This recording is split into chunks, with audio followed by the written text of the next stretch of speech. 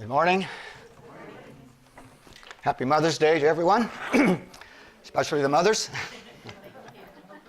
Actually, this message is for everyone, since you either are mothers, which is most of us, most of you, and the rest of us know a mother, or two, or three, or many.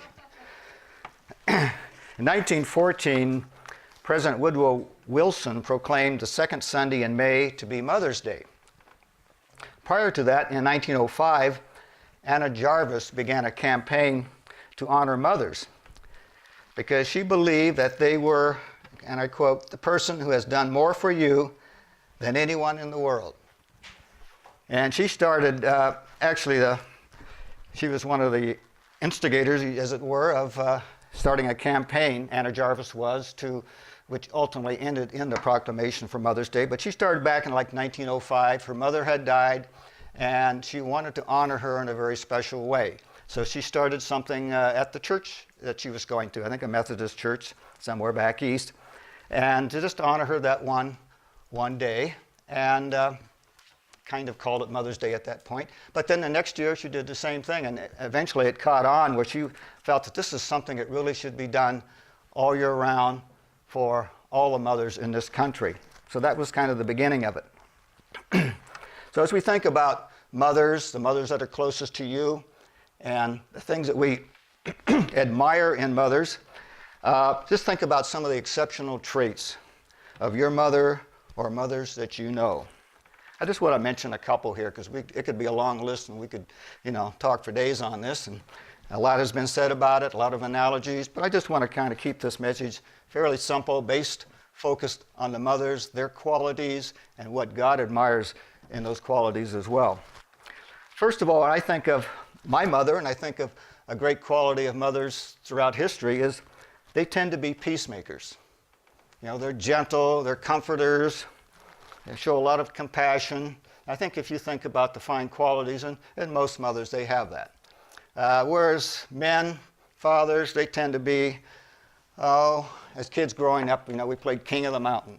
Who's the toughest, the fastest, the strongest, and all of that. Whereas women, that wasn't that important to them. So what makes them exceptional peacemakers? And let's look at some examples. Actually, go back a little bit further in the history of Mother's Day. We go back to Julia Ward Howe. She was the author, composer of the Battle Hymn of the Republic back in 1872. And this was, of course, towards the end of the Civil War. And she went through the Civil War and was part of those helping to assist the wounded soldiers and a lot of the suffering that was going on. She was the first to suggest a day honoring mothers, but she wanted to dedicate it to peace. So we see right there, here's a mother who was thinking about, yes, we need peace, we don't need war. Look at all the suffering that we have from wars. She knew that firsthand. And we think about peace, and as I was giving a little brief comparison between mothers and maybe men, fathers, think about for a minute the difference in the direction this world may have taken if there were more mothers leading the nations. Would there be fewer wars? I suspect there would be. I figured they'd figure out a way to get together and talk this over and not try to, compete with one another and kill all the sons and daughters of competing nations. Isaiah 66 the prophet Isaiah wrote back in Isaiah 66:13, and this was a prophecy that he was writing concerning Jerusalem, the time when God would finally bring peace to Jerusalem. And to kind of summarize the verse, it says, "The Lord says, I will extend peace to her like a river, as one whom his mother comforts. So I will comfort you, and you will be comforted in Jerusalem." So God, through Isaiah, is telling that he's going to bring peace to Jerusalem and by extension, the whole world. Peace, and using the comparison of a mother, as a mother comforts her children.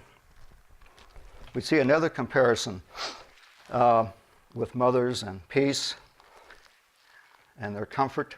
In 1 Thessalonians 2, verses 7 through 8, Here Paul is offering encouragement to the church in Thessalonica.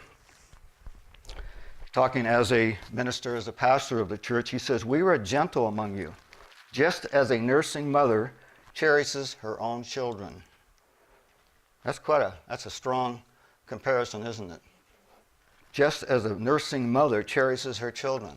When a child is at its most fragile point, requiring being nursed by the mother. I mean, you can't think of anything more gentle and kind and compassionate and caring as that situation. And he goes on to say, "So affectionately longing for you, we were well pleased to impart to you the gospel of God, but also our own lives, because you have become dear to us." And that's what mothers do. They offer their own lives. They sacrifice their own lives, their time, their health, in many cases, to care for their children and their families. And another comparison showing how God's trait, his quality of peace for the whole world is part of what mothers are, what mothers do. Luke 13, verse 34, these are the words of Jesus.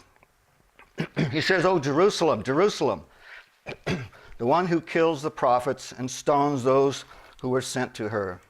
How often I wanted to gather your children together, as a hen gathers her brood under her wings, but you were not willing." Again, a comparison, using a physical animal mother, but still the same traits to show how much love and concern and compassion God had and Jesus had for Jerusalem, those that he created, the entire world. This is what he's talking about. But men don't want that kind of peace. They don't want to come to God and say, "Show us the way of peace." They would rather work it out themselves through wars. But again, mothers, like a hen, wants to gather them together, comfort and bring peace and provide for them in a peaceful way. Another outstanding trait when I think of mothers, and again my own mother, and you may as well, is unconditional love. I think that probably is a part of what a mother is as much as anything. Fathers have that too, but there's something when we relate that quality to mothers that has I think a deeper level of meaning. And I've never carried a child in my body for 9 months, but those of you who are mothers have. And there's a bond there, an unconditional desire to provide and care and be attached to that child forever. It never goes away. I think back, and you might think this as well, about all the times that maybe my actions were unworthy of my mother's love, my parents' love. But our moms still loved us, didn't they? There's a lot of times I've done some things, and of course my mom never found out about it, fortunately. I don't think she'd be too happy. But as I'll go into in a little more detail later on, but I knew there was always love and a place of safety in the home, in spite of what I did. Now, she may not condone, definitely would not condone some of the things that we boys did. I have 2 brothers, so we had 3 sons in the family, and we all did different things in different ways, and I know my mother didn't approve of them, but we were always welcome in the home. It was a place for 45 years in the last house that she lived in where the family got together. Thanksgiving, Mother's Day, Father's Day, birthdays, just to visit. And because her place was kind of in the center of geographically where all the 3 boys were and the nephews and nieces and family. So it was a common place to meet for many, many years until just a few years ago. Romans 5, verse 8 talks about this outstanding trait of unconditional love because it's a trait that God has towards us. Romans 5:8 says, God demonstrates his own love toward us, and while we were still sinners, Christ died for us. I mean, you can't get more unconditional than that.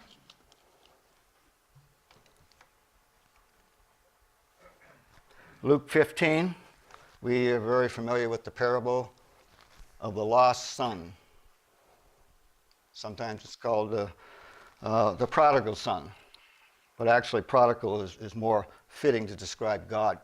Prodigal means extravagant, giving beyond reason.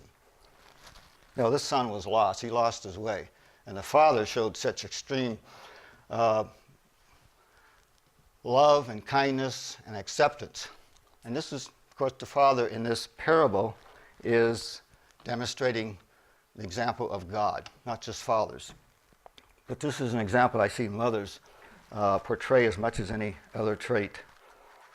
The son was accepted back. He wanted to talk about all the things he did wrong. Please forgive me. And the father wasn't even going to hear it. He already imagined everything that went wrong. He was just glad to have him back. And that's the way our mothers are towards us. Another example that shows how much God loves us unconditionally, and our mothers do as well, is found in 1 Corinthians 13. The whole chapter is called the love chapter. But just a couple brief phrases, starting in verse 4. It says, love suffers long and is kind. In verse 7 it says, bears all things, hopes all things, endures all things. You who are mothers know how much you've endured, how much you've suffered long, hoped all things would work out for the best, and yet we're still kind to your children, to your family, in spite of what went wrong. But that's the way you're made. God made you that way because that's a character trait that he had. I think back when God created Adam and Eve back in the Garden of Eden. He created Adam first, and then he created Eve. But there's a couple places where it sounded like he created them at the same time. He said he created them male and female, and it was good. But we know that there's some pretty dramatic differences between the male temperament, the female temperament, mothers, fathers, and yet God made them. And he says they were one. I'm not going to turn to the example right now, but you could go back there, and it implies that God created them basically at one time, and they were one creation. He said mankind is what he called them. Male and female were called mankind. So, and yet there are two different temperaments, two different incentives that cause them to kind of be different, think different. Yet God created them both. So they both, here's two parts of God's mind, God's character, created in two different, little different ways. So I think in God bringing man and woman together in marriage is completing the mind of God in one sense. God had all this in him, but he gave each one of them certain strengths that maybe the other didn't have. That's an interesting comparison, I think, of when we're together, we have the mind of God together as a husband and wife. And we see these traits are obvious. And I think as we observe Mother's Day and talk about some of these outstanding traits, I think it's obvious that there's something that God created in the women and in a mother, a little different than in a man. Yes, I mentioned that again. Love suffers long and is kind, bears all things, hopes all things, endures all things.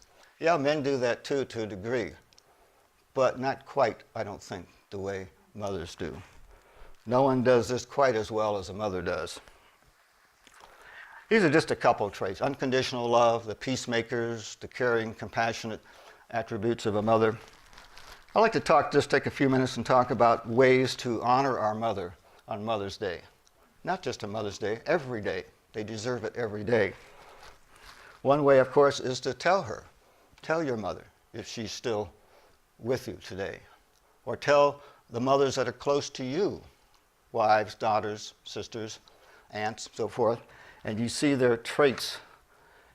Tell them. And I would go even beyond that. Maybe write something down.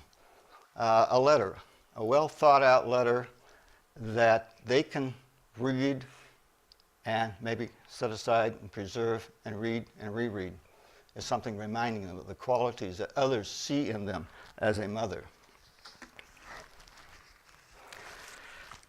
About 12 years ago, 13 years ago, I did that for my mother.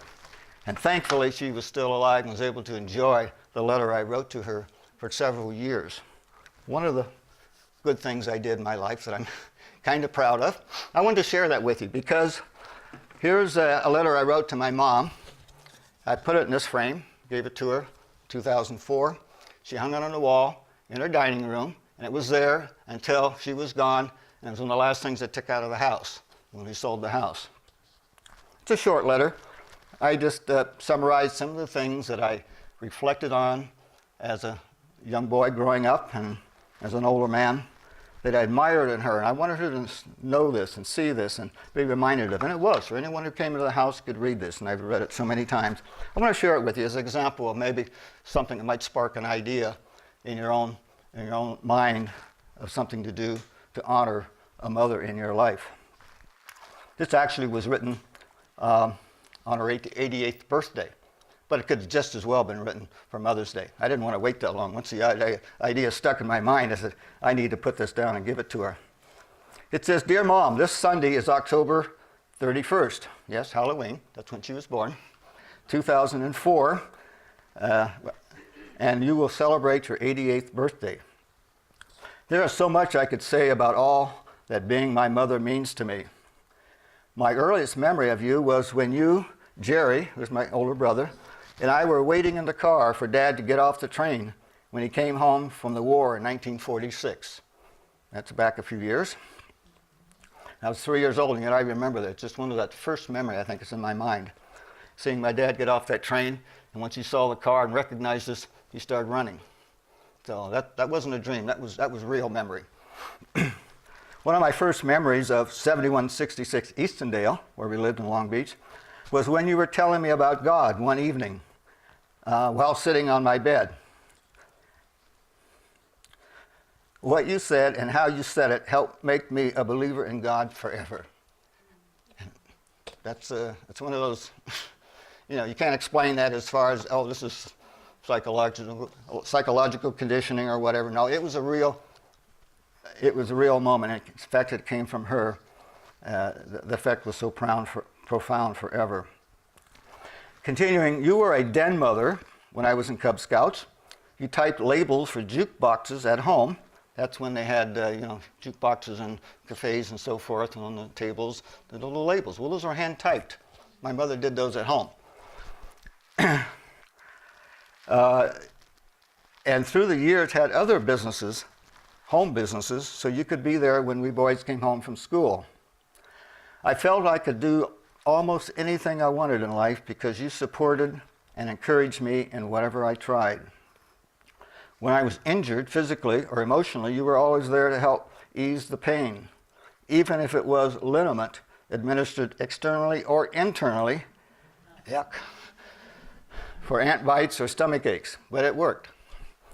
Even though I may have disappointed you at times, you never made me feel like a failure or a disappointment.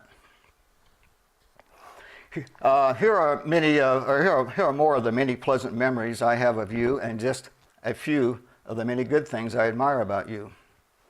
You made an alligator costume for me at the last minute so I would have something to wear to the school party. This is a Halloween party after school. And made it out of some underwear, I think, long underwear, dyed it green, and made she was very creative, an alligator head and everything. It was she put all this together one afternoon. You went to college at midlife, graduating at the top of your class, and working as a nurse with such tender compassion for the suffering of other people.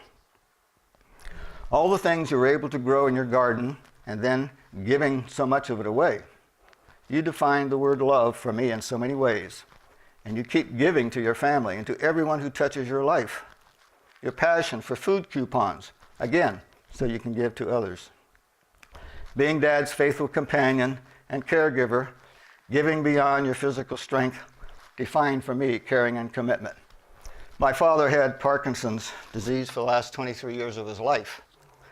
And as his condition deteriorated, he needed more and more care. But my mom insisted he stay there, and she cared for him, even though he was over 6'4", and she was barely 5 foot. but she worked it out. And so the last couple weeks of his life is when I insisted that he go get some more care into a facility, because I was afraid that he was going to fall sometime on her when she was trying to help him. But anyway, this is the way she was. Giving beyond your physical strength, defined for me caring and commitment. Mom, this is my tribute to you on this special day for a very special person. I love you more than these words can express, and pray always that God will give you his blessings of peace and love. Your son, Dean. So I'm glad I did that. I'm glad she had several years to read and reread that. And because I could sit down and maybe talk and mention things from time to time, but to have something that you can go back and look on and be reminded of, yes, my life was worthwhile, and there are people who valued my life very much.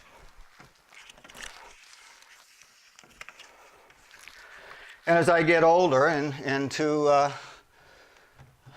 not quite to my mother's 94 years, I got a ways to go to reach there, but my mother went through the last probably 22 years of her life.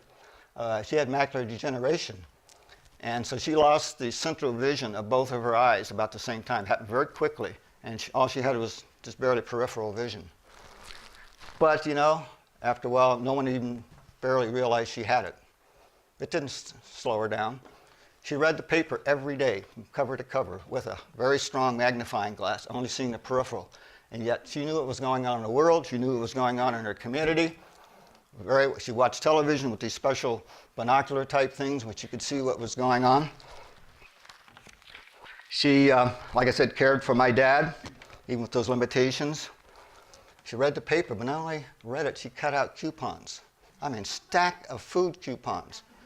Buy one, get one free, or get 4 free, or whatever it was. And so when you took her shopping, which I did a number of times in the last couple of years of her life, you had to be patient. But she had those things organized in a little wallet of some sort. She knew exactly which area everything was and how many she was going to get and how much. You know, basically, they essentially paid her to buy food there. Food, toothpaste. I mean, she had so much of these things, but why did she do it? To give it away, a lot of it. She didn't need it for herself, but she enjoyed getting these bargains and then giving it to the neighbors, to family members. In fact, probably just a couple of years ago, we finally used up the last tube of toothpaste that she had given us years ahead of time. And that's just the way she was. That didn't slow her down. Plus, she continued to volunteer for the church food program, the giveaway program at the little church locally where she lived. And she was in charge of the bread part of it. And it probably was about the length of 2 of those tables, all the bread that was being given away to people who would come in the community who needed some food.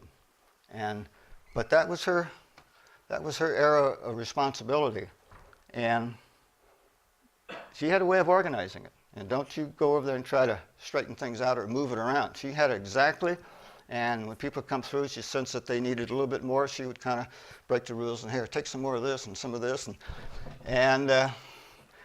but again, she's legally blind. She couldn't see, and yet somehow she did all of that, and you wouldn't know that she had this handicap.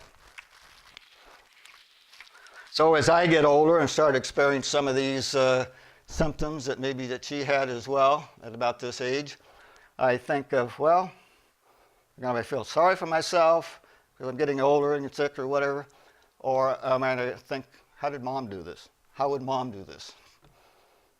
And I saw her example, and that's another thing that's praiseworthy in our moms, to see how they handled situations. And it gives us the same courage and the resources and the strength to also follow their examples. Never stop giving, never stop caring, never stop being productive in our own way. So to finish up with, you may ask the question, okay, we talked about mothers and their values and their qualities and how much we love them, but how much does God love the mothers, those special qualities that he gave a mother? Well, all you need to do, besides the scriptures that we've read, is go to John 19, where Jesus was hanging on the cross. He was dying. He was in his time was very short, and he was suffering immensely that we can't even begin to imagine. And he said a few things. And one of the things he said showed us how much God loves mothers. His mother was standing nearby, and a disciple he loved, which we understand is probably was John. He said to his mother, even though he was in such pain, "Here's your son," pointing to John. Actually, he said to his mother, "Here's your son." And then to the disciple, he said, "Here is your mother." And of course, we know from that time forward, John took Mary into his house and cared for her and provided for her. I heard a sermon just recently. It said something about this particular scenario. Jesus was dying, but it said Jesus stopped dying so he could take care of his mother. Interesting way of putting it. Moms are very special. Let's try to make today and every day special for the moms in our lives.